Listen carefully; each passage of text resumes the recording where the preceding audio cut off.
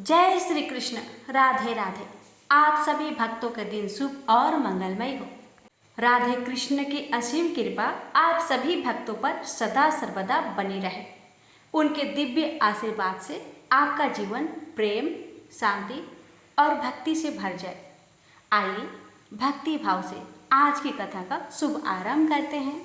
भक्तों, आज की दिनांक है 23 अक्टूबर, दिन गुरुवार, और आज कार्तिक माह के शुक्ला पक्ष की द्वितीया तिथि है। यह तिथि आज रात लगभग 10:47 बजे तक रहेगी और आज ही भाई दूज का पवित्र पर्व मनाया जाएगा। यह पर्व भाई बहन के बंधन को समर्पित है और साथ ही इस दिन चित्रगुप्त भगवान जी की पूजा भी मनाई जाती है।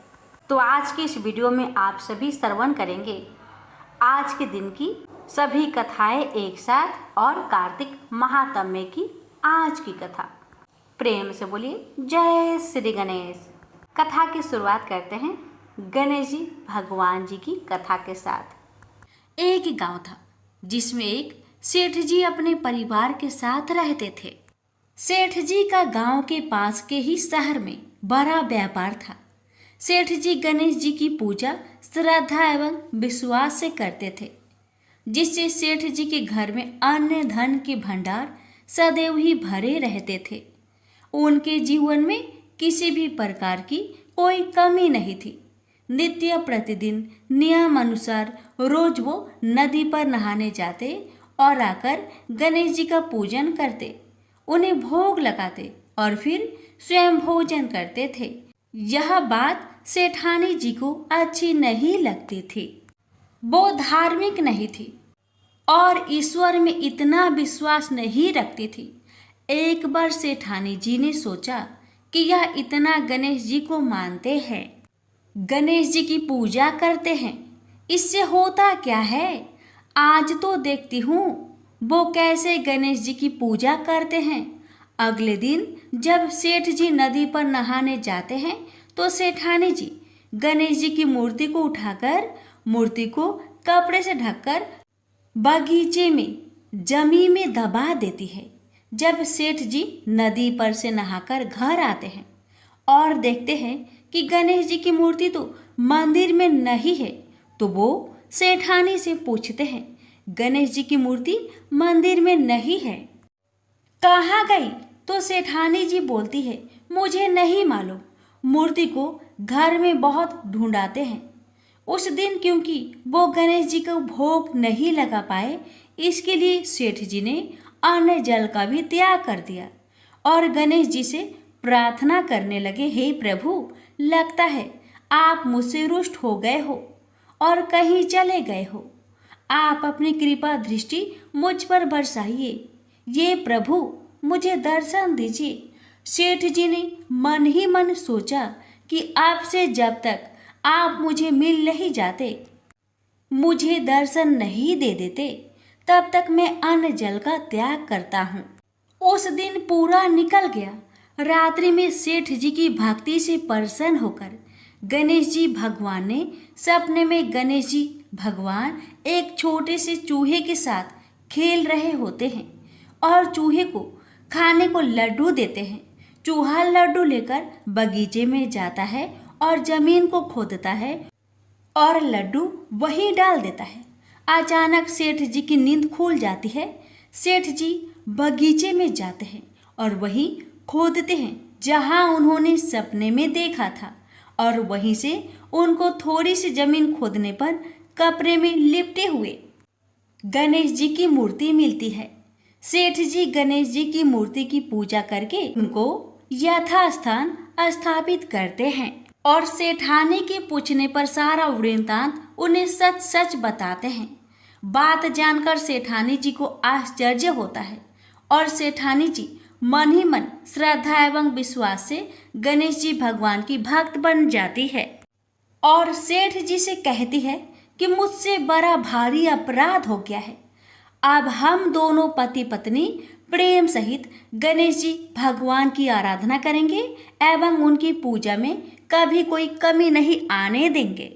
यह सुनकर सेठ जी अत्यधिक प्रसन्न हो जाते हैं और दोनों पति पत्नी गणेश जी भगवान को धन्यवाद करते हैं। जय बोलो, गणेश जी भगवान की जय हो, सदा ही जय हो। प्रभु अपनी अनुकंपा सेठ सेठानी के समान ही हम सभी पर बनाए रखना। कहानी सुनने वालों की सभी मनोकामनाएं पूर्ण करना। एक बार गणेश जी एक बहुत सुंदर गांव से गुजर रहे थे। इस गांव के खेत हरे भरे थे। सुबह का समय था। ठंडी पवन का आनंद लेते हुए गणेश जी मूषक पर सवार होकर चले जा रहे थे। इतने में वह एक खेत से गुजरे तो आनंदवश फसलों में हाथ फिरा दिया। गणेश जी के ऐसा करने से उस फसल के कुछ दाने हाथ में आ गए। अब गणेश जी को पछतावा हुआ कि उन्होंने तो चोरी कर ली। भले ही उन्होंने जानबूझकर नहीं चुराया, लेकिन अब फसल के दाने तो उनके हाथ में आ गए। गणेश जी ने गिने तो वह 12 थे। अब गणेश जी ने उस खेत के मालिक को खोजा और उन सेठ जी के यहाँ 12 साल की नौकरी पर लग गए। एक दिन सेठानी राख से हाथ धोने लगी तो गणेश जी ने सेठानी का हाथ पकड़कर मिट्टी से हाथ धुलवा दिया। सेठानी ने सेठ जी से शिकायत की और कहा कि देखो, नौकर ने मेरा हाथ पकड़ लिया। सेठ जी ने गणेश को बुलाकर पूछा कि तुमने सेठानी का हाथ क्यों पकड़ा? गणेश जी ने बोला कि मैंने तो बस ये कह रहा था कि राख से हाथ धोने से घर की लक्ष्मी नाराज होकर घर से चली जाती है और मिट्टी से हाथ धोने से आती है। सेठ जी ने सोचा कि गणेश ठीक कह रहा है। थोड़ी दिनों बाद कुंभ का मेला आया। सेठ जी ने कहा, गणेश, सेठानी को कुंभ के मेले में स्नान करा कर ले आओ। सेठानी किनारे पर बैठकर नहा रही थी तो गणेश जी उनका हाथ पकड़कर आगे डुबकी लगवा लाए। घर आकर सेठानी ने सेठ से कहा कि गणेश ने तो मेरी इज्जत ही नहीं रखी और इतने सारे आदमियों के बीच में मुझे घसीटकर आगे पानी में ले गए। तब सेठ जी ने गणेश जी से पूछा कि ऐसा क्यों किया? तो गणेश जी ने कहा कि सेठानी किनारे बैठकर गंदे पानी से नहा रही थी तो मैं आगे अच्छे पानी में डुबकी लगवा कर ले आया। इससे अगले जन्म में बहुत बड़े राजा और राजपाट मिलेगा। सेठ जी ने सोचा कि गणेश ठीक कह रहा है। एक दिन घर में पूजा पाठ हो रही थी, हवन हो रहा था। सेठ जी ने गणेश को कहा कि जाओ सेठानी को बुलाकर ले आओ।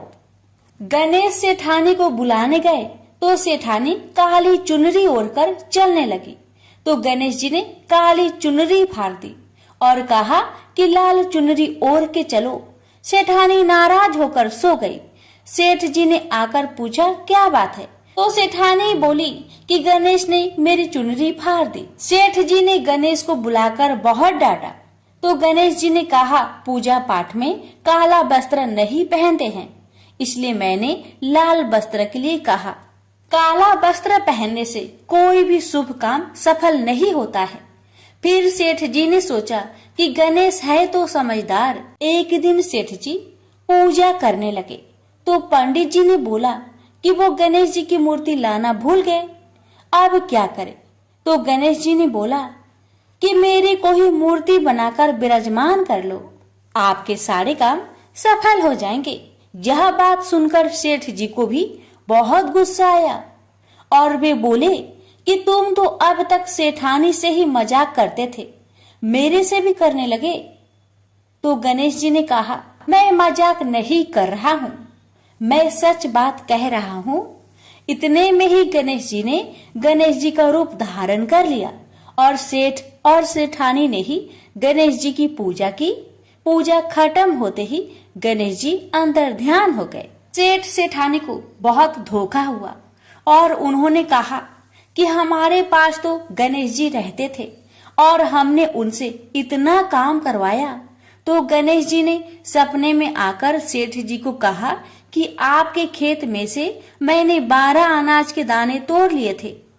उसी का दोष उतारने के लिए मैंने आपके यहाँ काम किया था। सेठ जी की करोड़ों की माया हो गई। हे गणेश जी महाराज, जैसा सेठानी को दिया वैसा सबको देना, कहते को सुनते को और सारे परिवार को दे देना। जय श्री गणेश जी। चंद्रगुप्त भगवान जी की कथा। एक बार युधिष्ठिर जी भीष्म जी से बोले, हे पितामह, आपकी कृपा से मैंने धर्म शास्त्र सुने, परंतु यम द्वितीय का क्या पुण्य है, क्या फल है, यह मैं सुनना चाहता हूँ। आप कृपा करके मुझे विस्तार पूर्वक कहिए। भीष्म जी बोले, तूने अच्छी बात पूछी है, मैं उत्तम व्रत को विस्तार पूर्वक बताता हूँ। कार्तिक मास के उजले और चैत्र के अंधेरे की पक्ष जो द्वितीया होती है वह यम द्वितीया कहलाती है। युधिष्ठिर बोले, उस कार्तिक की उजले पक्ष की द्वितीया में किसका पूजन करना चाहिए और चैत्र महीने में यह व्रत कैसे हो, इसमें किसका पूजन करें। भीष्म जी बोले, हे युधिष्ठिर, पुराण संबंधी कथा कहता हूँ, इसमें संचय नहीं है कि इस कथा को सुनकर प्राणी सब पापों से छूट जाता है। सतयुग में नारायण भगवान से जिनकी नाभि में कमल है, उनसे 4 मुंह वाले ब्रह्मा जी उत्पन्न हुए, जिनसे वेद वेता भगवान ने चारों वेद कहे। नारायण बोले, हे ब्रह्मा जी, आप सबकी तुरीय अवस्था, रूप और योगियों की गति हो। मेरे आज्ञा से संपूर्ण जगत को शीघ्र रचो। हरि के ऐसे वचन सुनकर हर्ष से प्रफुल्लित हुए ब्रह्मा जी ने मुख से ब्राह्मणों को, बाहुओं से क्षत्रियों को, जांघाओं से वैश्यों को और पैरों से क्षुद्र को उत्पन्न किया। उनके पीछे देव, गंधर्व, दानव, राक्षस, सर्प, नाग, जल के जीव, स्थल के जीव, नदी, पर्वत और वृक्ष आदि को पैदा कर मनु जी को पैदा किया। इनके बाद दक्ष प्रजापति जी को पैदा किया और तब उनसे आगे और सृष्टि उत्पन्न करने को कहा। दक्ष प्रजापति से 60 कन्याएं उत्पन्न हुई, जिनमें से 10 धर्मराज जी को, 13 कश्यप को और 27 चंद्रमा को दी। कश्यप जी से देव, दानव, राक्षस, इनके सिवाय और भी गंधर्व, पिशाच, गौ और पंछियों की जातियां पैदा हुई। धर्मराज को धर्म में प्रधान जानकर सबके पितामह ब्रह्मा जी ने उन्हें सब लोकों का अधिकार दिया और धर्मराज से कहा कि तुम आलस्य त्याग कर काम करो। जीवों ने जैसे तैसे शुभ व अशुभ कर्म किए हैं, उसी प्रकार न्याय पूर्वक वेद शास्त्रों में कही विधि के अनुसार कर्ता को कर्म का फल दो और सदा मेरी आज्ञा का पालन करो। ब्रह्मा जी की आज्ञा सुनकर बुद्धिमान धर्मराज ने हाथ जोड़कर सबके परम पूज्य ब्रह्मा जी को कहा, हे प्रभु, मैं आपका सेवक निवेदन करता हूँ कि इस सारे जगत के कर्मों का विभाग पूर्वक फल देने की जो आपने मुझे आज्ञा दी है वह एक महान कर्म है। आपकी आज्ञा सिरोधार्य कर मैं यह काम करूँगा, जिससे कि कर्ताओं को फल मिलेगा। परंतु पूरी सृष्टि में जीव और उनके देह भी अनंत है। देश काल, ज्ञात अज्ञात आदि भेदों से कर्म भी अनंत है। उनमें कर्ता ने कितने किए हैं, कितने भोगे, कितने शेष है और कैसा उनका भोग है, तथा इन कर्मों के भी मुख्य व गौण भेद से अनेक हो जाते हैं। एवं कर्ता ने कैसा किया, स्वयं किया या दूसरे की प्रेरणा से किया, यदि कर्म चक्र महागहन है, अतः मैं अकेला किस प्रकार इस भार को उठा सकूंगा। इसलिए मुझे कोई ऐसा सहायक दीजिए जो धार्मिक, न्यायी, बुद्धिमान, शीघ्रकारी, लेख कर्म में विज्ञ, चमत्कारी, तपस्वी, ब्रह्मनिष्ठ और वेद शास्त्रों का ज्ञाता हो। धर्मराज के इस प्रकार प्रार्थना पूर्वक किए हुए कथन को विधाता सत्य जान मन में प्रसन्न हुए और यमराज का मनोरथ पूर्ण करने की चिंता करने लगे कि उक्त सब गुणों वाला ज्ञानी लेखक पुरुष होना चाहिए, उसके बिना धर्मराज का मनोरथ पूर्ण न होगा। तब ब्रह्मा जी ने कहा, हे धर्मराज, तुम्हारे अधिकार में मैं सहायता करूँगा। इतना कह ब्रह्मा जी ध्यान मग्न हो गए। उसी अवस्था में उन्होंने 1000 वर्ष तक तपस्या की। जब समाधि खुली तब अपने सामने श्याम रंग, कमल नयन, शंख की सी गर्दन, गुढ़ सिर, चंद्रमा के समान मुख वाले, कमल, दावत और पानी हाथ में लिए हुए महाबुद्धि देवताओं का मान बढ़ाने वाला, धर्म के विचार में महाप्रवीण लेखक, कर्म में महाचतुर पुरुष को देख उससे पूछा कि तू कौन है? तब उसने कहा, हे प्रभु, मैं माता पिता को नहीं जानता, किंतु आपके शरीर से प्रकट हुआ हूँ, इसलिए मेरा नामकरण कीजिए और कहिए कि मैं क्या करूँ।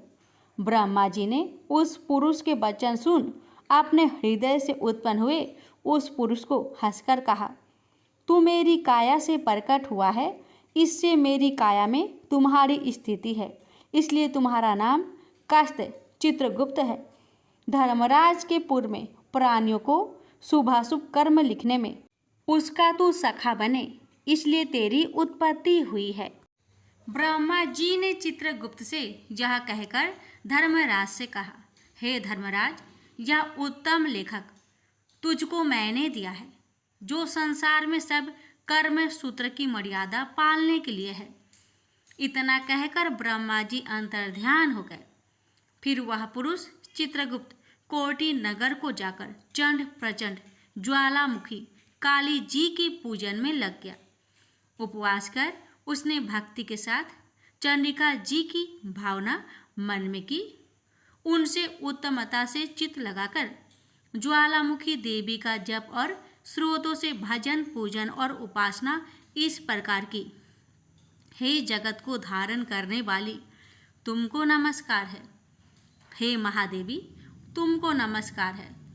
स्वर्ग, मृत्यु, पाताल आदि लोकांतरों की रोशनी देने वाली, तुमको नमस्कार है। संध्या और रात्रि रूप भगवती, तुमको नमस्कार है। श्वेत वस्त्र धारण करने वाली सरस्वती, तुमको नमस्कार है।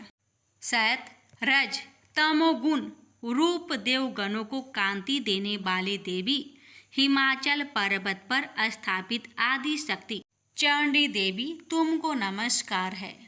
उत्तम और न्यून गुणों से रहित वेद की प्रकृति करने वाली, 33 कोटि देवताओं को प्रकट करने वाली, त्रिगुण रूप निर्गुण गुण रहित गुणों से बड़े गुणों को देने वाली, 3 नेत्रों वाली, 3 प्रकार की मूर्ति वाली, साधकों को वर देने वाली, दैत्यों का नाश करने वाली, इंद्रादि देवों को राज्य देने वाली, श्री हरि से पूजित देवी है चंडिका।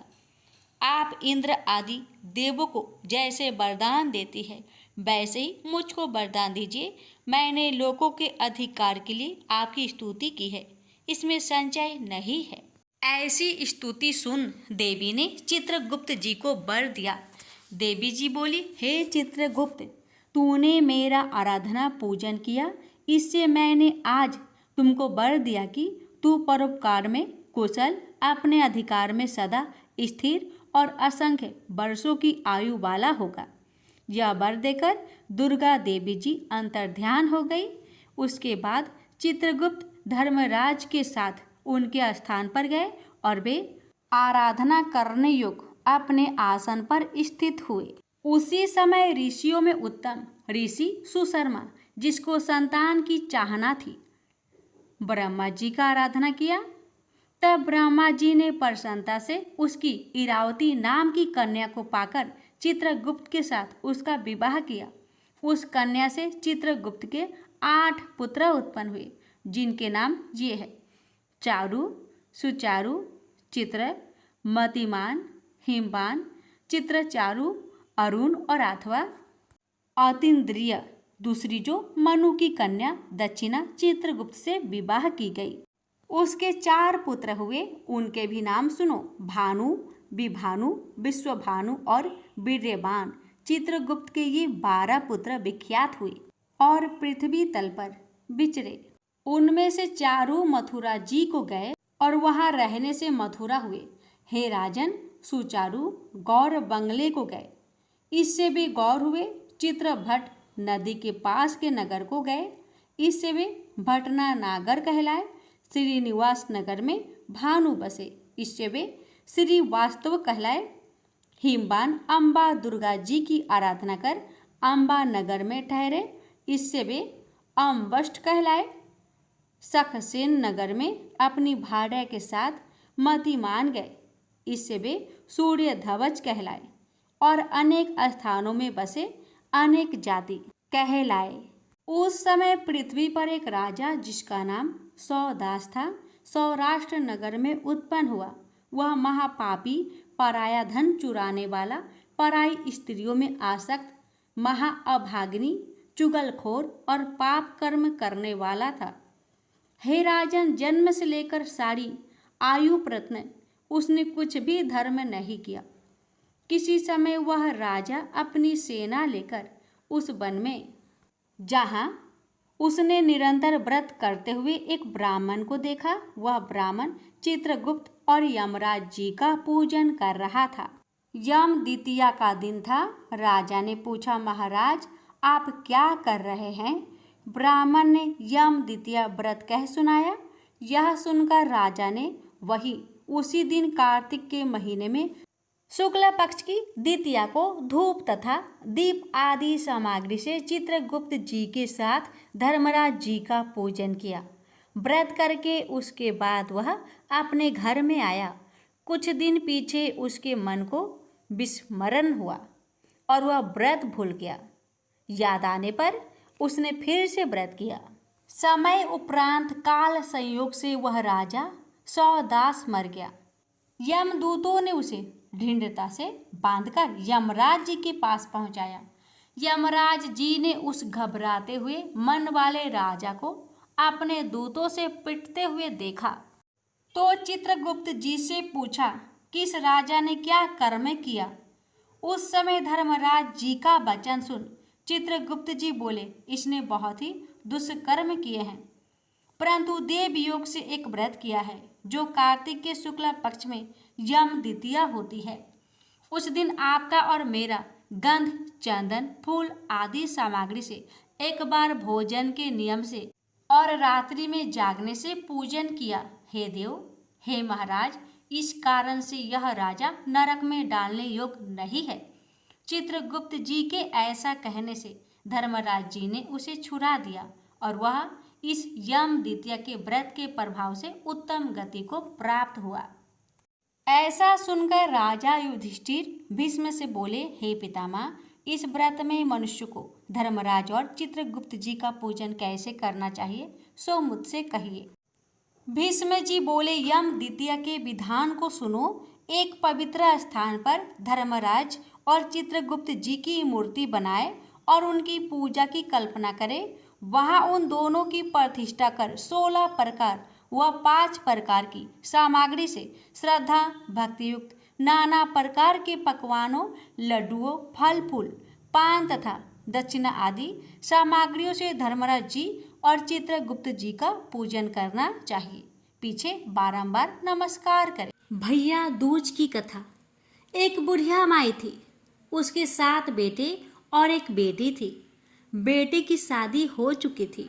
जब भी उसके बेटे की शादी होती, फेरों के समय एक नाग आता और उसके बेटे को डस लेता था। बेटे की वही मृत्यु हो जाती थी और बहू विधवा हो जाती। इस तरह उसके 6 बेटे मर गए। 7वें की शादी होनी बाकी थी। इस तरह अपने बेटे के मर जाने के दुख से बूढ़ी माई रो रो के अंधी हो गई थी। भाई दूज आने को हुआ तो भाई ने कहा कि मैं बहन से तिलक कराने जाऊंगा। माँ ने कहा ठीक है। उधर जब बहन को पता चला कि उसका भाई आ रहा है तो वह खुशी से पागल होकर पड़ोसन के यहाँ गई और पूछने लगी कि जब बहुत प्यारा भाई घर आए तो क्या बनाना चाहिए। पड़ोसन उसकी खुशी को देखकर जल भून गई और कह दिया कि दूध से रसोई लीप, घी में चावल पका। बहिन ने ऐसा ही किया। उधर भाई जब बहिन के घर जा रहा था तो उसे रास्ते में सांप मिला। सांप उसे डसने को हुआ। भाई बोला, तुम मुझे क्यों डस रहे हो? सांप बोला, मैं तुम्हारा काल हूँ और मैं तुझे डसूंगा। भाई बोला, मेरी बहन मेरा इंतजार कर रही है। मैं जब तिलक करा के वापस लौटूंगा तब मुझे तुम डस लेना। भाई की बात सुन सांप ने कहा, भला आज तक कोई अपनी मौत के लिए लौट के आया है जो तुम आओगे? भाई ने कहा, नहीं, अगर तुझे मुझ पर यकीन नहीं है तो तू मेरे झोले में बैठ जा। तब मैं अपने बहन के तिलक कर लूं, तब तू मुझे डस लेना। सांप ने ऐसा ही किया। अब भाई बहन के घर पहुंच गया। दोनों बड़े खुश हुए एक दूसरे को देखकर। भाई बोला, बहन जल्दी से खाना दे, मुझे बड़ी भूख लगी है। बहन क्या करे? न दूध से रसोई सूखे, न घी में चावल पके। ये देख बहन परेशान। भाई ने पूछा, बहन इतनी देर क्यों लग रही है? तू क्या पका रही है? तब बहन ने बताया कि ऐसा ऐसा बात है। भाई बोला, पगली, कहीं घी में कभी चावल पके हैं या दूध से कोई रसोई लीपे हैं? गोबर से रसोई लीप, दूध में चावल पका। बहन ने ऐसा ही किया। खाना खाके भाई को बहुत जोर की नींद आने लगी। इतने में बहन के बच्चे आ गए और कहने लगे, मामा हमारे लिए क्या लाए हैं? भाई बोला, मैं तो कुछ नहीं लाया। बच्चों ने वह झोला ले लिया जिसमें सांप बैठा हुआ था। अब आगे होता है ये कि जैसे ही बच्चों ने झोला खोला उसमें से हीरे का हार निकला। बहन ने कहा, भैया तूने बताया नहीं कि तू मेरे लिए इतना सुंदर हार लाया है। भाई बोला, बहना तुझे पसंद है तो तू ले ले, मुझे हार का क्या करना। अगले दिन भाई बोला, अब मुझे जाना है, मेरे लिए खाना रख दे। बहन ने उसके लिए लड्डू बना के एक डिब्बे में रख दिए। भाई कुछ दूर जाकर थक कर एक पेड़ के नीचे सो गया। उधर होता है ये कि बहन के जब बच्चों को जब भूख लगी तो माँ से कहा कि मुझे खाना दो। माँ ने कहा, खाना अभी बनने में देर है।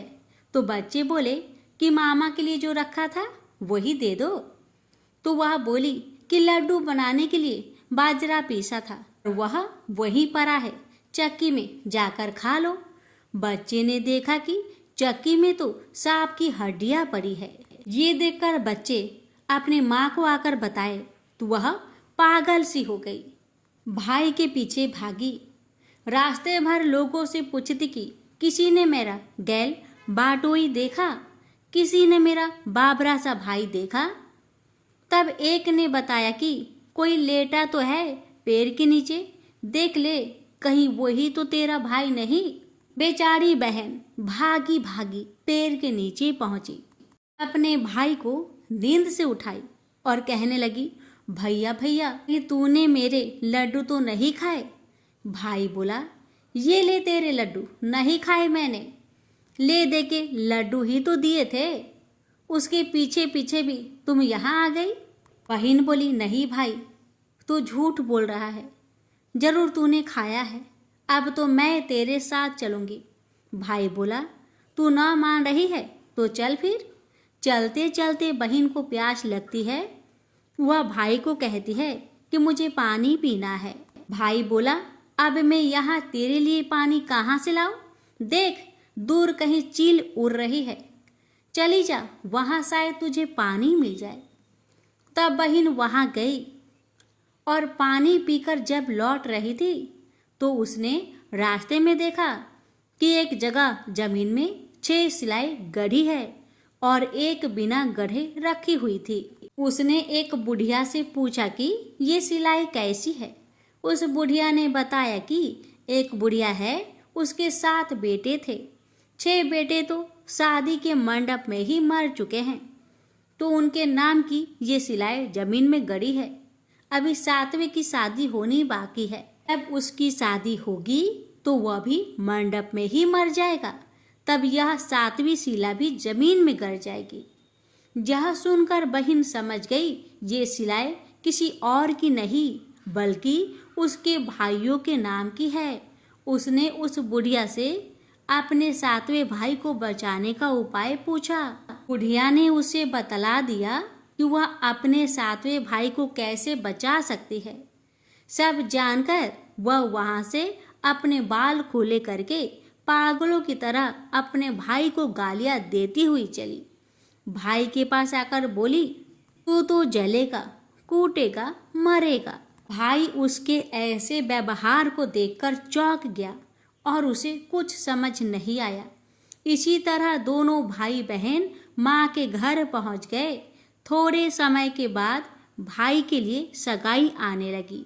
उसकी शादी तय हो गई। जब भाई को सेहरा पहनाने लगे तो वह बोली, इसको क्यों सेहरा बांधेगा? सेहरा तो मैं पहनूंगी, ये तो जलेगा, मरेगा।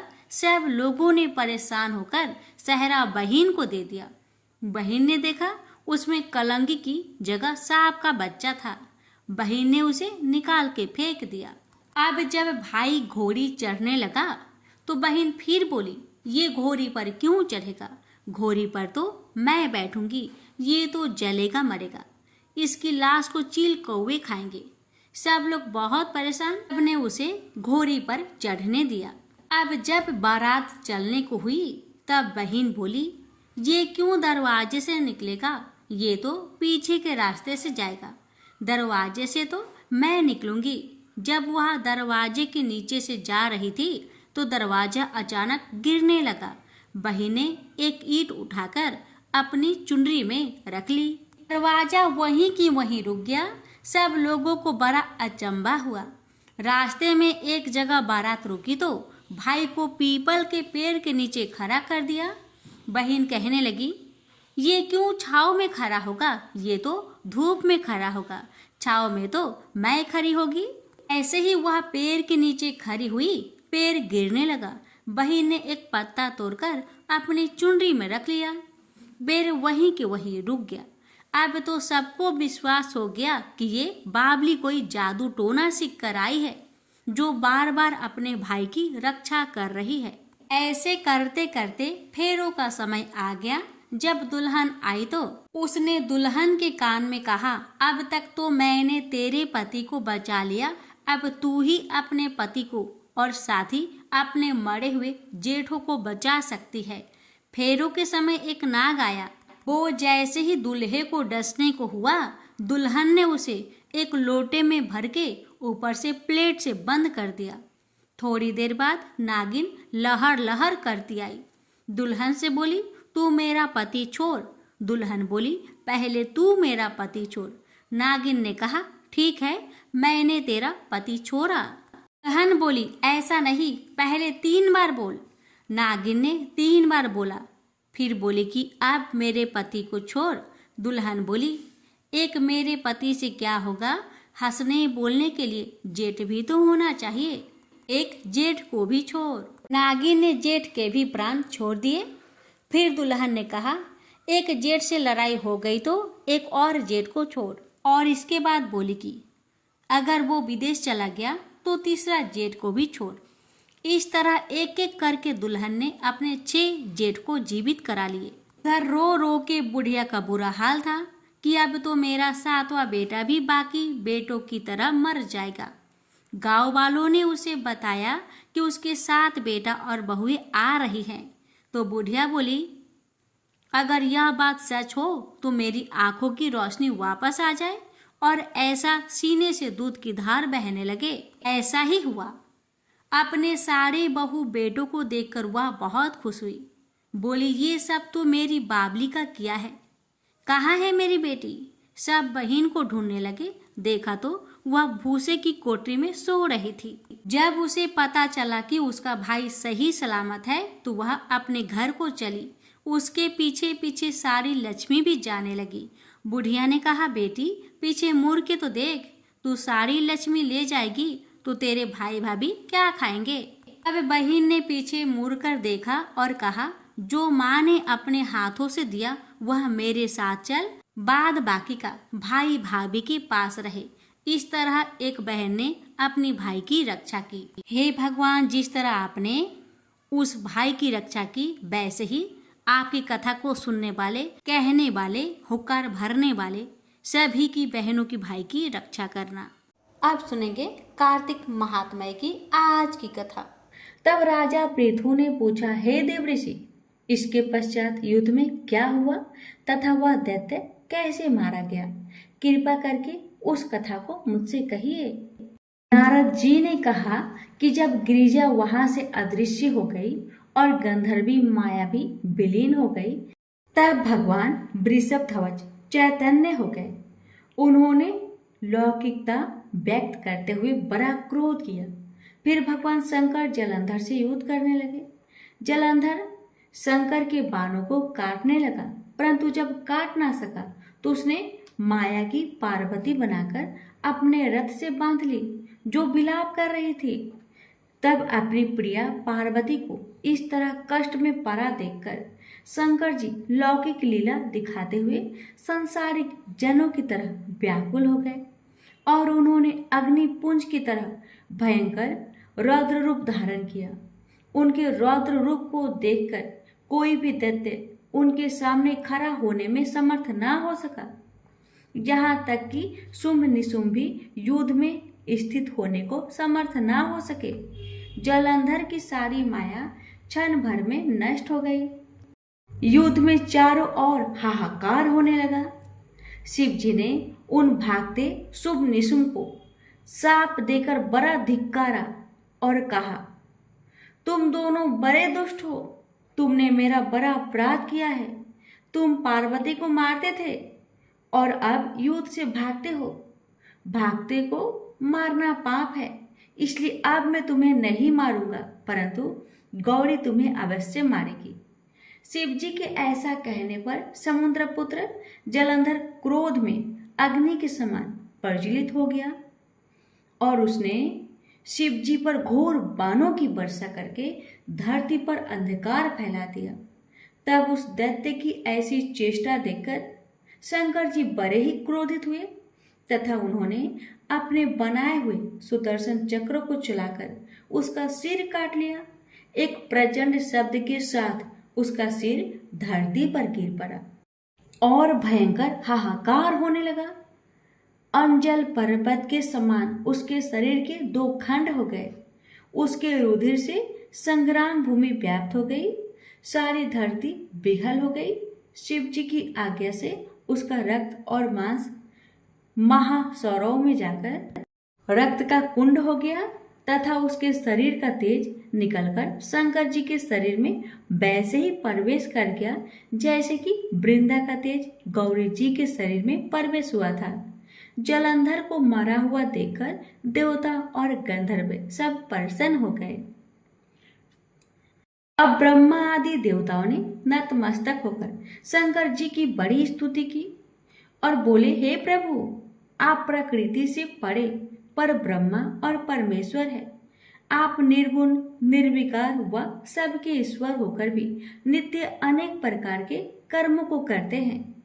हे शंकर जी, हम ब्रह्मा आदि सब देवता आपके दास हैं। हे देवेश, हे शिव जी, आप प्रसन्न होकर हमारी रक्षा कीजिए। हे नाथ, हम आपकी प्रजा हैं तथा हम सदा आपकी शरण में रहते हैं। राजा पृथु से नारद जी ने कहा, जब इस प्रकार ब्रह्मा आदि सब देवताओं और मुनियों ने शिव जी की अनेक प्रकार से स्तुति करके उनके चरण कमलों का ध्यान किया, तब उसे सुन देवताओं को वर देकर शिव जी वहीं पर अंतर्ध्यान हो गए। तत्पश्चात शिव जी का यश गाते हुए सब देवता प्रसन्न होकर अपने अपने स्थान को चले गए। महेशाख्यान से जलंधर का यह युद्ध चरित्र बड़ा पुण्यप्रद और सब पापों का नाश करने वाला है। यह सब सुखदायक और महेश को भी आनंददायक है।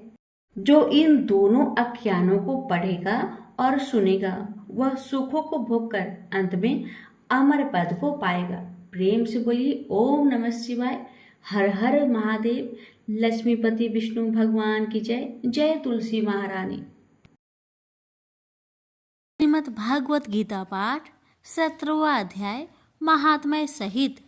अर्जुन ने पूछा, हे भगवान, जो शास्त्र विधि को छोड़ श्रद्धा के साथ पूजन करते हैं, उनकी निष्ठा किस प्रकार की है? सात्विकी है या राजसी है अथवा तामसी है? श्री कृष्ण जी बोले, प्राणियों के स्वभाव से ही सात्विकी, राजसी और तामसी ये तीनों प्रकार की श्रद्धा है। सुनो सुनो। स्वात्विकी पुरुष देवताओं को पूजते हैं, रजोगुण यज राक्षसों को पूजते हैं और तामसी जन भूत प्रेतों को पूजते हैं। जो लोग कपट, अहंकार, काम, विषय अनुराग और आग्रह युक्त शास्त्र में न कहा हुआ उग्र तप करते हैं, वे मूर्खता से केवल अपने शरीरस्थ आत्मा को ही नहीं बल्कि मुझे कष्ट देते हैं। उन्हें निश्चय ही आसुरी प्रवृत्ति की जानिए। जैसे प्रत्येक को 3 प्रकार का आहार प्रिय है, उसी तरह यज्ञ, तप और दान भी 3 प्रकार के हैं, जिनके भेद सुनिए। आयु, सत्व, बल, आयोग, सुख और प्रीति को बसाने वाले रस, घृत युक्त पोषक तथा आनंददायक आहार सात्विकों को प्रिय है। कड़वे, खट्टे, नमकीन, गर्म, तीखे, रूखे, चरपड़े तथा दुख, शोक एवं रोगजनक भोजन राजसी लोग को प्रिय है। पहरों का रखा हुआ, बासी, अनिरस, दुर्गंध युक्त, बासी, उचिष्ट, अपवित्र भोजन तामसी लोगों को प्रिय लगता है।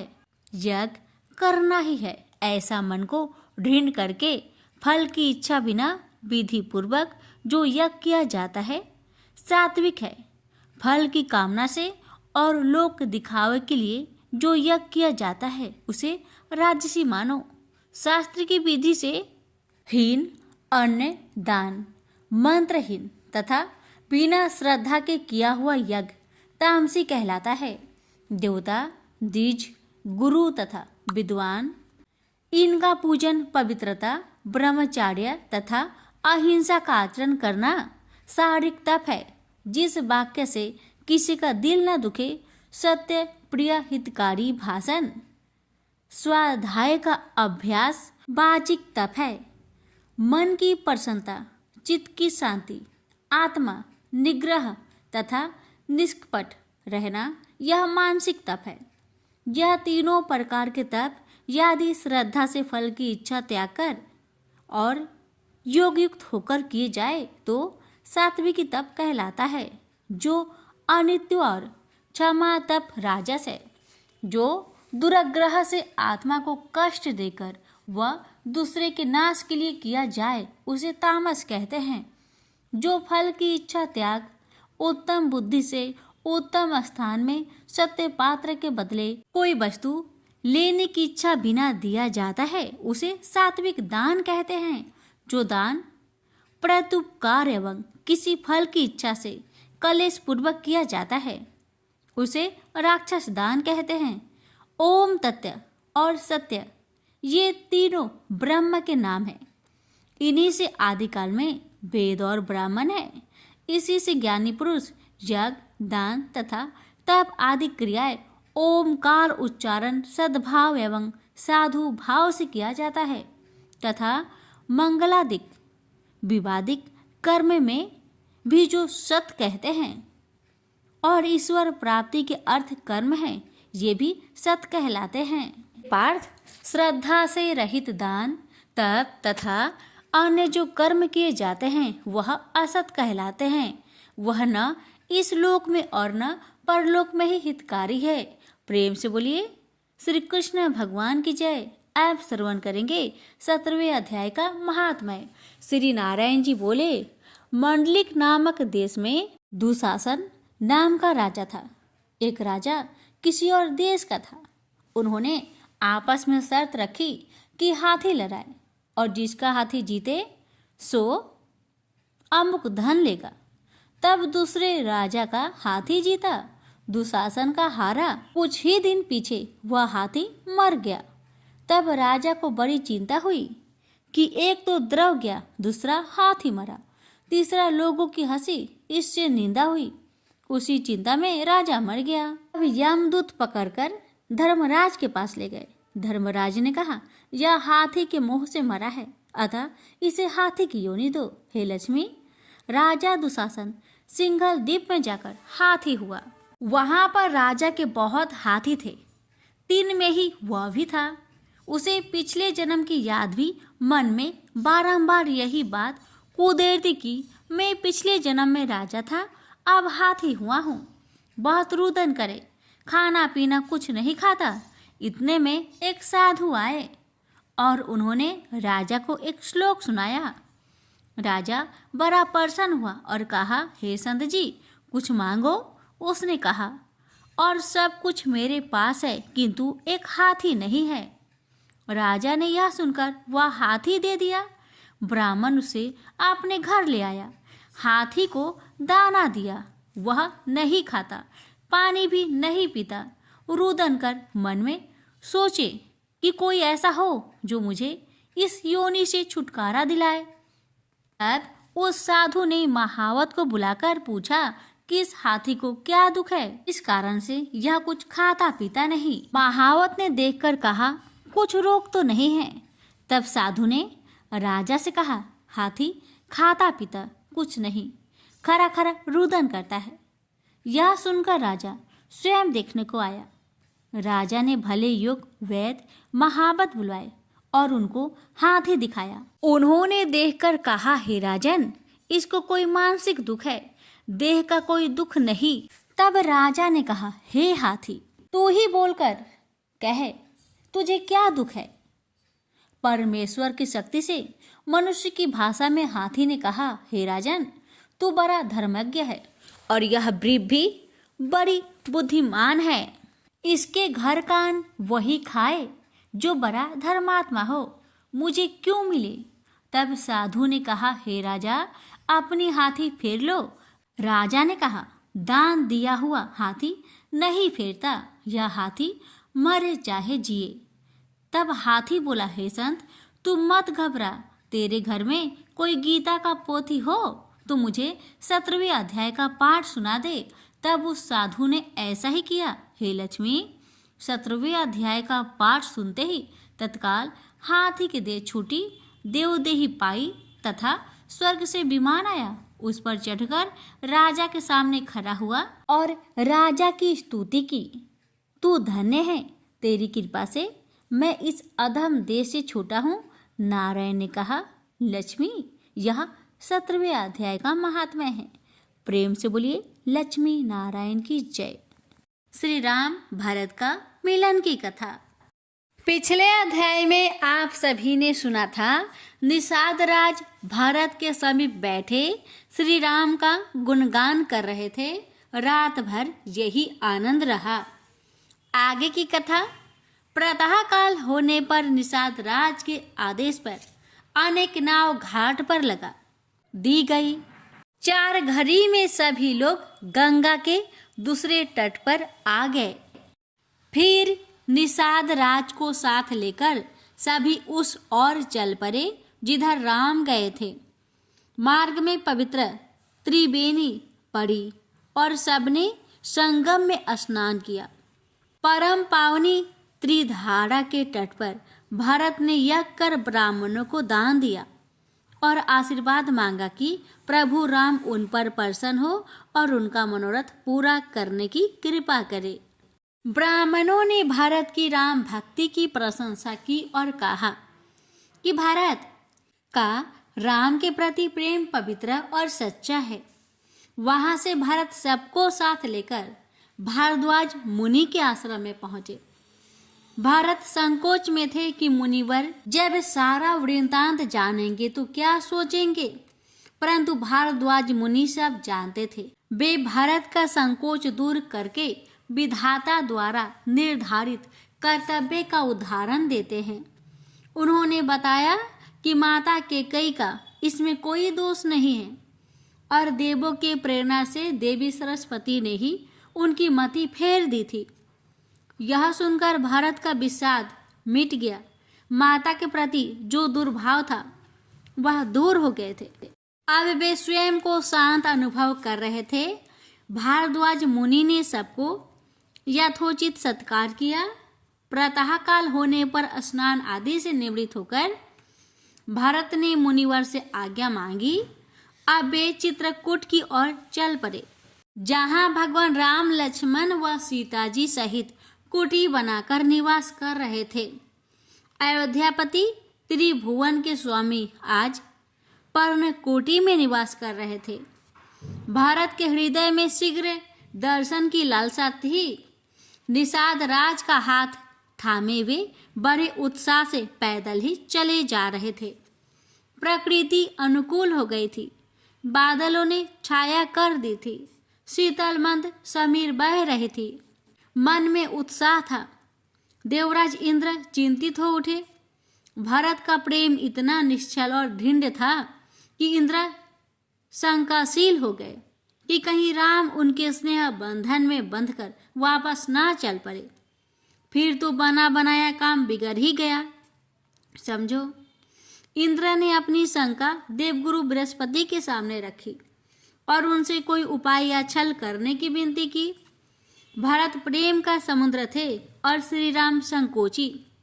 इंद्र भयभीत थे कि कहीं भारत के प्रेम का प्रचंड आकर्षण श्री राम को मोहित ना कर दे। इसलिए देवगुरु से कोई छल करने की विनती की। देवगुरु ने उन्हें समझाया कि कैकेयी के साथ जो छल किया गया उसमें प्रभु राम की भी प्रेरणा थी, परंतु अब उनसे विलग होकर ऐसा कुछ किया तो अनर्थ हो जाएगा। राम की इच्छा के बिना कोई कार्य सफल नहीं होता, अतः कुविचार भी मत करो।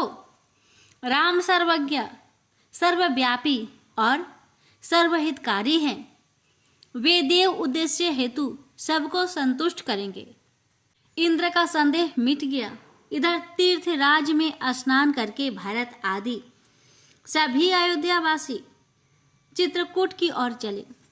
मार्ग में यमुना के किनारे पड़ाव हुआ और फिर आगे बढ़ चले। उधर चित्रकूट में जैसे स्वर्ग उतर आया हो। जहाँ श्री राम बसते हो वहाँ स्वर्ग ही बन जाता है। अनेक आश्रम उनकी कुटिया के आसपास स्थापित हो गए थे। ऋषि मुनि और वनवासी उनके नित्य दर्शन करके स्वयं को बड़भागी मानते थे। जानकी सहित राम के दर्शन दुर्लभ है। इस मनोहर युगल के साथ शेष अवतार लक्ष्मण भी तो है। क्या कहना, इन तीनों के संयुक्त दर्शन तो क्षीर सागर में ही संभव है। योगी तपस्वी भी इस महादर्शन को हजारों वर्ष तपस्या करते हैं तो भी कोई पुण्यशाली ही सफल होता है। चित्रकूट की शोभा ही निराली थी। राम लक्ष्मण ने अपने हाथों से वह सुंदर पर्णकुटी बनाई और सीता ने उसे फुलवारी से सजाया। सीता और राम पर्णकुटी में शयन करते थे और राम भक्त लक्ष्मण रात भर बीतासन मुद्रा में बैठे परहरी बने रहते थे। लक्ष्मण ने निद्रा त्याग दी थी। रात्रि का समय था। लक्ष्मण पहरे पर थे और पर्णकुटी में सोई सीता ने अभी अभी स्वप्न देखा कि भारत समाज सहित वहां आ गए हैं। वे जाग गई तो राम भी जाग गए। सीता ने स्वप्न के बारे में बताया। राम भाव विभोर हो गए। परंतु भरत के आने का क्या कारण? राम ने कुटी से बाहर आकर लक्ष्मण को स्वप्न के विषय में बताया तो लक्ष्मण की भ्रुकुटी तन गई। लक्ष्मण जानते थे कि सीता जी का सपना सत्य ही होगा। उन्होंने निसंकोच कह दिया कि भारत के हृदय में राजमद समा गया है और अब वह निष्कटक राज्य की इच्छा से कुटिलता पर उतर आया है। सत्ता पाकर ऐसे विचार आना स्वाभाविक है। राम लक्ष्मण की इस बात से सहमत नहीं। वे भारत की साधुता जानते थे, अपने प्रति उनके प्रेम को जानते हैं। भारत का मन कदापि कलुषित नहीं हो सकता। लक्ष्मण अपने ज्येष्ठ की उदारता और दयालुता पर निछावर है। दोनों भाइयों को निंद्रा नहीं आ रही थी, अतः विचार विमर्श करने लगे। प्रातः होने पर स्नान आदि से निवृत्त होकर महादेव का पूजन किया। तभी एक मुनि कुमार दौड़े हुए आश्रम में आए और श्री राम को सिर झुकाकर प्रणाम करके वह समाचार सुनाया, भरत जी अपने साथ चतुरंगिनी सेना लेकर आ रहे हैं। सेना लक्ष्मण क्रोध से कांपने लगे, कहने लगे कि उन्हें तो पहले ही संदेह था कि भारत के मन में खोट आ गया है, इसलिए वे सेना लेकर आए हैं। वे समझ रहे हैं कि वन में श्री राम असहाय है, नहीं जानते कि लक्ष्मण भी अपना कठोर धनुष लेकर उनकी सेवा में तत्पर है और उनकी तरफ तृतीयक दृष्टि डालने वाले को लक्ष्मण के पराक्रम का सामना करना होगा। लक्ष्मण का क्रोध समस्त संसार को भय देने वाला है। वे धनुष उठा लेते हैं तो बड़ी से बड़ी सेना और स्वयं इंद्र भी सामने हो तो भी उनका बाल बाका नहीं कर सकते। लक्ष्मण के इस क्रोध को देखकर राम बड़े स्नेह में उन्हें समझाने लगे, बिना विचारे कोई निर्णय लेना उचित नहीं है। जल्दी में किया गया कार्य प्राय फलीभूत नहीं होता। भारत के विषय में ऐसा सोचना भी पाप है, क्योंकि उनके समान पवित्र इस संसार में कोई अन्य नहीं। भी देववाणी होती है जो राम के विचारों का समर्थन करती है। यदि जगत में भरत का जन्म ना होता तो पृथ्वी पर संपूर्ण धर्मों की धुन कौन धारण करता। अब लक्ष्मण का संचय मिट गया। अपनी सोच पर वे सकुचा रहे थे। भरत आ रहे हैं तो अब उनसे मिलने की व्यग्रता हो उठी। लक्ष्मण कंद मूल एकत्र करने चले गए। अब भारत की प्रतीक्षा हो रही है। भरत आ रहे होंगे। चित्रकूट के क्षेत्र में पहुंचकर भरत भाव विहल हो उठे। अब कुछ ही क्षणों में राम के दर्शन करके नयनों को तृप्त करेंगे। सेना और समाज को मंदाकिनी के तट पर रोककर भारत ने माताओं, गुरु और मंत्री सुमंत की आज्ञा लेकर पथ प्रदर्शक के रूप में निषाद राज को साथ लिया और शत्रुघ्न सहित पैदल ही उस दिशा में चल पड़े जिधर उनके प्रिय प्रभु राम, माता जानकी और भ्राता लक्ष्मण का आश्रम था। भारत की मनोदशा विचित्र हो रही थी। माता केकई के कृत्य के कारण मन मलिन हो रहा था और पग पीछे को हट रहे थे, परंतु राम की भक्ति का बल आगे बढ़ा रहा था। मार्ग में शकुन होने लगे, जिनका फल विचार कर निषाद राज ने जाने की संताप मिटेगा, हर्ष होगा, परंतु फिर अंत में दुख होगा। सब प्रभु की इच्छा से है। आश्रम दिखाई देने लगा।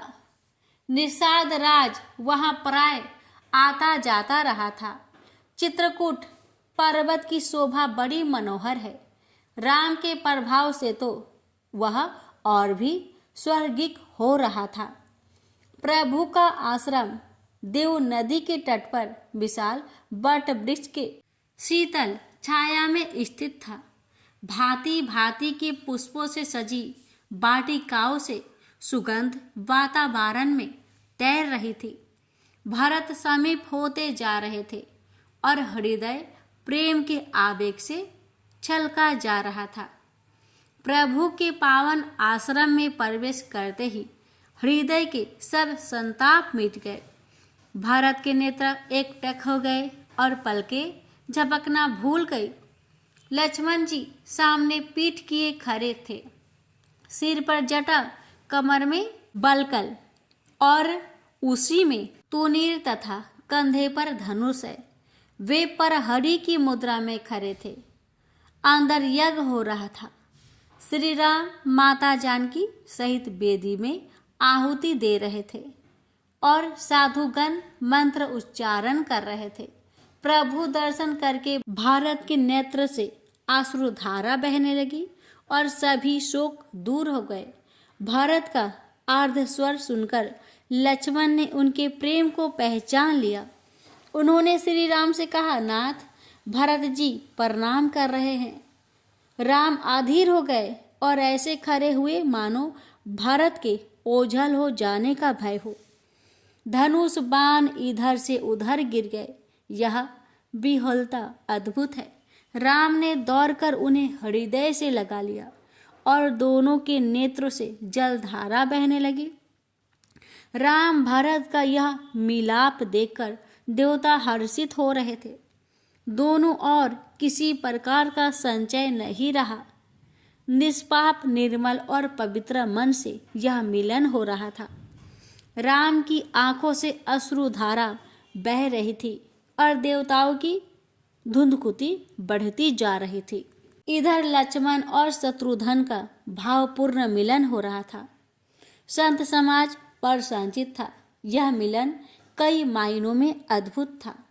इससे रघुकुल की पुनः प्रतिष्ठा की स्थापना होगी। अब भरत और शत्रुघ्न सीता जी के चरणों में गिर पड़े। सीता ने मातृवत दोनों के सिर पर स्नेह से हाथ फिराया। यह मिलन, यह क्षमा, यह उदारता और यह याचना सब इस प्रेम में समाविष्ट हो गए थे। राम ने सबकी कुशल क्षेम पूछी तो भरत ने बताया कि गुरु वशिष्ठ, सभी माताएं, जानकी जी के माता पिता, मंत्री, सेवक और नगरवासी सब आपसे मिलने आए हैं। गुरु का आगमन सुनते ही राम विह्वल हो उठे।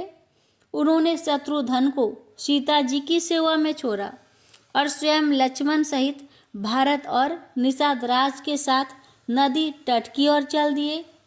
राम वहां पहुंचे जहां उनके प्रिय जन थे। सब उन्हें आते देख भाव विह्वल हो गए। एक साथ सब राम से मिलना चाहते थे। राम सबकी इच्छा पूरी करते हैं। वे अनेक रूप धारण करके सबके गले मिलने लगे। किसी को भी इस माया का आभास नहीं हुआ। सब यही सोचकर हर्षित है कि प्रभु सबसे पहले उसी से मिल रहे हैं। वे माता कैकेयी से मिल रहे थे। सरल स्वभाव और पूर्ण मात्र भक्ति से वे कैकेयी के चरणों में नत हो गए।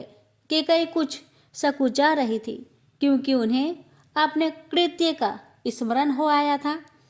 राम उनका संकोच समझ गए और बड़े ही सुंदर शब्दों में काल, कर्म और विधाता का दोष बताकर सत्वाना दी। राम दया के सागर है। दुख मिटाने का अभूतपूर्व ज्ञान रखते हैं। कैकेयी का संताप भी मिट गया। राम कौशल्या के समीप उनके चरणों में बैठ गए। राम सुमित्रा की गोद में सिर रखे उनके स्नेहहीन स्पर्श से पुलकित हो रहे थे। राम जानकी जी से, वशिष्ठ जी से, एक एक पुरवासी से एक ही समय में मिल रहे थे। जब सबसे मिलन हो गया तो राम सभी को विनय सहित आश्रम में ले गए। वहां सीता जी अपने सासुओं से मिली, अपनी माता से मिली और अन्य स्त्रियों से भी प्रेम पूर्वक भेंट हुई।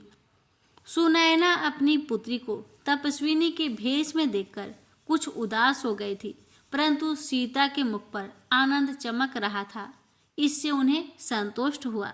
जनक भी अपने साधु स्वभाव के अनुसार उपदेश दे रहे थे। उन्हें जगत की निश्चरता का अनुभव था। वे राम की महिमा जानते थे, अतः उनके हृदय में कोई विषाद नहीं रहता। वे समदर्शी थे। उन्हें सब और राम ही दिखते थे। वहां उपस्थित सभी में उन्हीं राम के दर्शन हो रहे थे। गुरु वशिष्ठ ने उचित अवसर जानकर जीवन मृत्यु के अनेक इतिहास सुनाते हुए राम को राजा दशरथ के देहावास की बात बताई। राम शोक से भर गए। लक्ष्मण तो असीम दुख से मूर्छित हो गए। जब राम शोक में हो तो प्रकृति शोक मुक्त नहीं रह सकती। सभी शोक से भर गए। मुनि वशिष्ठ हृदय में पुलकित है। राम अपनी प्रत्येक भूमिका को सहज होकर जीते हैं, स्वाभाविक होकर जीते हैं। यही तो उनकी लीला है। गुरुदेव उन्हें समझाने लगे।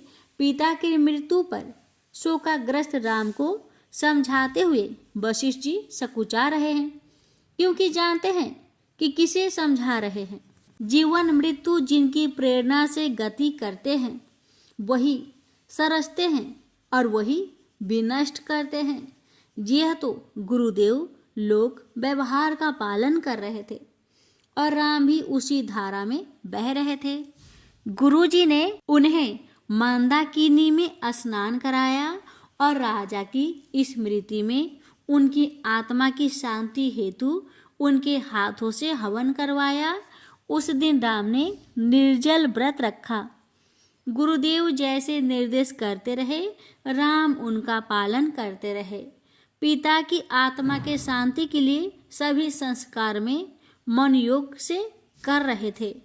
2 दिन इसी प्रकार व्यतीत हो गए।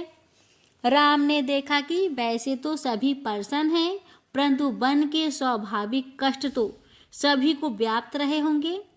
राम अपने स्नेहजनों को कष्ट में नहीं देख सकते। मखमली बिस्तरों पर सोने वाली उनकी माताएं आज भूमि पर शयन कर रही थी, कंदमूल खा रही थी।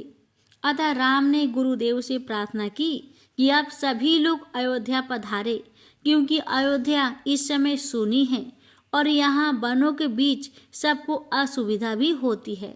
गुरुदेव ने कुछ दिन और उस आनंद को अनवरत रहने देने की बात कही तो राम मौन हो गए। गुरु की बात टाली नहीं जा सकती। प्रेम से बोलिए सियावर रामचंद्र की जय। अब सुनिए तुलसी चालीसा पाठ और आरती। जय जय तुलसी भगवती सत्यवती सुखदानी, नमो नमो हरि प्रियसी श्री वृंदा गुण खानी, श्री हरि शीश विराजिनी देहु अमर बर अम्बे, जनहित है वृंदावनी अब न करहु विलंबे। नमो नमो तुलसी महारानी, महिमा अमित न जाए बखानी, दियो विष्णु तुमको सन्माना, जग में छायो सुयस महाना।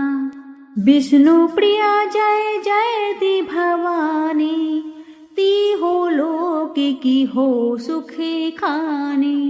भगवत पूजा करे जो कोई, बिना तुम्हारे सफल न होई। जिन घर ताओ नहीं होई निवासा, उस घर करे ही विष्णु नहीं वासा। करे सदा जो ताओ नित्य सुमिरन, तेहि के काज होए सभी पूरन। कार्तिक मास महात्म तुम्हारा, ताको जानत सब संसारा। तव पूजन जो करे कुवारी, पावे सुंदर बर सुके मारी। कर जो पूजा नित्य प्रति नारी, सुख संपत्ति से होए सुखारी। वृद्धा नारी करे जो पूजन, मिले भक्ति होवे पुलकित मन। श्रद्धा से पूजे जो कोई, भाव निधि से तर जावे सोई। कथा भागवत यज्ञ करावे, तुम बिन नहीं सफलता पावे। छायो तबे प्रताप जगे भारी, ध्यावत तुम्हें ही सकल चिति धारी। तुम ही मात्र यंत्रन तंत्रन में, सकल काज सिद्धि होवे क्षण में। सकल काज सिद्धि होवे क्षण में, औषधि रूप आप हो माता। सब जग में तो यश विख्याता, देव ऋषि मुनि और तपेधारी। करत सदा तो जय जयकारी। वेद पुराणन तो यश गाया, महिमा अगमे पार न पाया। नमो नमो जय जय सुखी कारिणी, नमो नमो जय जय दुखी निवारिणी। नमो नमो सुखी संपत्ति देनी, नमो नमो अघ काटन छेनी। नमो नमो भगतन दुख हरिणी, नमो नमो दुष्टन मद छेनी। नमो नमो भव पार उतारनी, नमो नमो परलोक सुधारनी। नमो नमो निज भक्त उबारनी, नमो नमो जन काज सवारनी। नमो नमो जय कुमति नसावनी, नमो नमो सब सुख उपजावनी।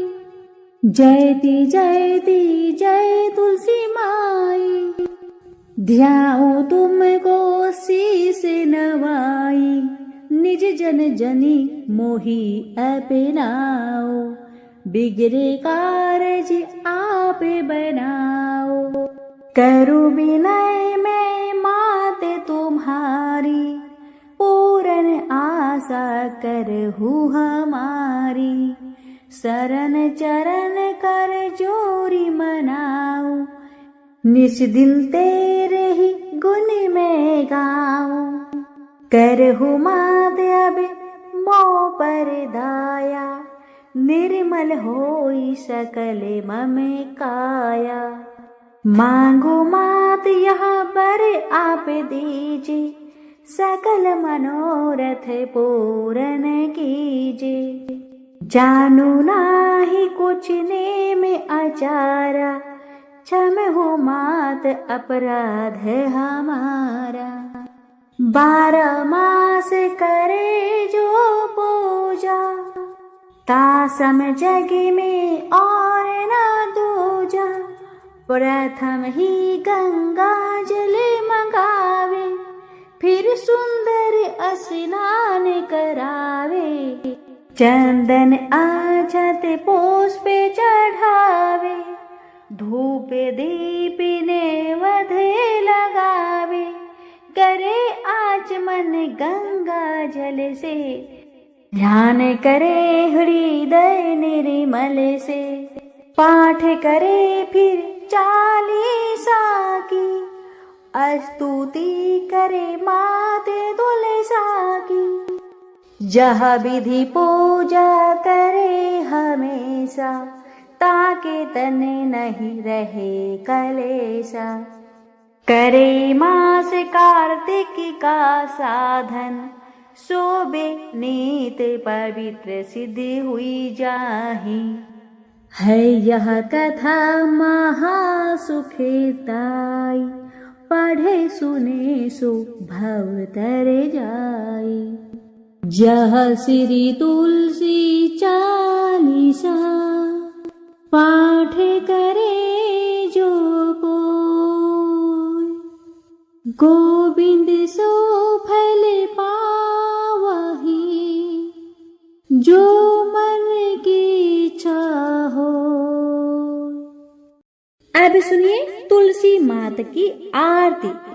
जय जय तुलसी माता, सब जग की सुखदाता। सब योगों के ऊपर, सब रोगों के ऊपर, रज से रक्षा कर भवत्राता। ओम जय तुलसी माता। बटु पुत्री है श्यामा, सुरवल्ली है ग्रामा। मैया सुरवल्ली है ग्रामा। विष्णु प्रिय जो नर तुमको सेवे, विष्णु प्रिय जो नर तुमको सेवे, सो नर तर जाता। मैया जय तुलसी माता। हरि के शीश विराजत, त्रिभुवन से हो वंदित। मैया त्रिभुवन से हो वंदित, पतित जनों की तारिणी, पतित जनों की तारिणी तुम हो विख्याता। जय जय तुलसी माता। लेकर जन्म भी जन्मी आई दिव्य भवन में, मैया आई दिव्य भवन में। मानव लोक तुम्ही से, मानव लोक तुम्ही से सुख संपत्ति पाता। मैया जय तुलसी माता। हरि को तुम अति प्यारी, श्याम वरण सुकुमारी, मैया श्याम वरण सुकुमारी। प्रेम अजब है उनका, प्रेम अजब है उनका, तुमसे कैसा नाता। जय जय तुलसी माता। हमारी विपद हरो तुम, कृपा करो माता। मैया जय जय तुलसी माता, जय जय तुलसी माता। मैया जय जय तुलसी माता। सब जग की सुखदाता, सबकी बड़ी माता। जय जय तुलसी माता। मैया जय जय तुलसी माता।